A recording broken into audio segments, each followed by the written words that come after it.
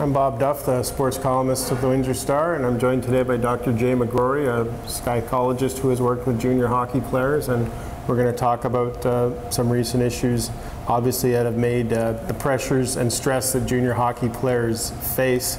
We saw the tragic suicide of Saginaw Spirits player Terry Trafford a few weeks back, and then this week Windsor Spitfires goalie Dalen Kuchme leaving the net and going home in the middle of the game. Now obviously we're not going to talk specifics because there's a doctor-client patient privilege, but in generic terms, I mean, just talk about the kind of stresses you see that these kids deal with on a daily basis. Well, obviously, first and foremost, you're dealing with adolescents. And when you talk about teenagers, as most of us know, those of us who have one, there are a number of kind of typical issues that you will see with major junior players. Obviously, relationship issues, academic issues, some behavioral issues, even substance issues. And so you really heat that up when you put them under the microscope and in the fishbowl of major junior hockey and the pressure that goes along with that. When we talked, I know one thing you mentioned was that you were shocked and saddened by the Terry Trafford suicide, but you weren't actually surprised because you see the kind of pressure that these kids are under on a daily basis. That's exactly right. I mean, these kids, when they reach the OHL, to them that has been their ultimate goal many years, but sometimes it doesn't work out that well, and frankly, most often it doesn't work out as well as they thought. They often enter the best players on their team, highly ranked, highly rated, and they encounter a variety of difficulties. There's a lot of stress from the organizations, of course, and there's also a lot of stress from families and the kids themselves and even their friends. And so frequently you will, or I have seen, you will encounter problems with depression and suicidal ideation, and that really is a direct result of the stress and the pressure that these kids feel and the sense of failure that they feel by not making the NHL or by not becoming the kind of player that they thought they were going to become.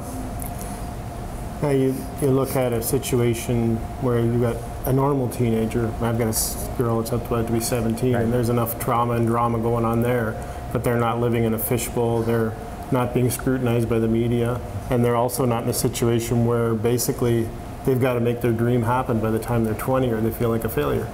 That's exactly it. These kids, in fact, it's probably better ranked by 18 because that's when they're hoping, many of them, when they enter the OHL, to achieve their kind of next goal, which is, of course, the NHL draft. And the majority of kids that get drafted is very slim, as you know, and the number of percentage of kids that actually make it to the NHL is extremely low. And so it's a very, very tall order and a very risky proposition for these kids, and of course it leads again to a lot of psychological stress and the tendency to feel overwhelmed at times. And then you're also dealing with the culture of hockey where you're taught not to show weakness, you're supposed to tough it out, suck it up, and play through it, adversity. But does that make it more difficult to get these kids to open up, or is that barrier kind of slowly breaking down? Well, I think for sure the barrier is slowly breaking down. I can say specifically in my work with the Spitfire organization, they have, over the years that I've been involved with the new ownership, they have been extremely accommodating and open to my involvement.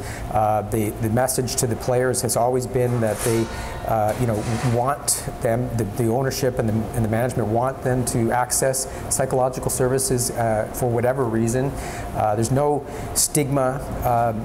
I think, generally speaking, I've kind of worked hard to make myself available and kind of known to the players, and again, that's something that Bob Bugner, Warren Reichel have really supported. So I'm usually at the rink every Wednesday. For whatever reason, I'm available. I'm a known face. So when something does come up, it's not like sending a kid somewhere else to see a stranger.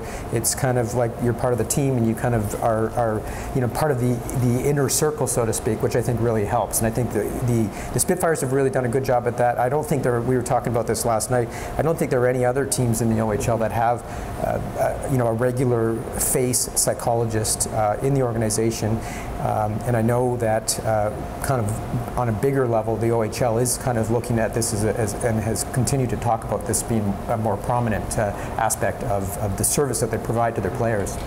Well, I really appreciate you taking the time to talk to us today. I know this is an issue that probably most of the public doesn't think about. They just see the success stories, the Taylor Halls and the Jason Spetzes, but the reality is that most of these kids are going to end up just regular working folks like you and I. That's correct. Thank you. Thanks very much.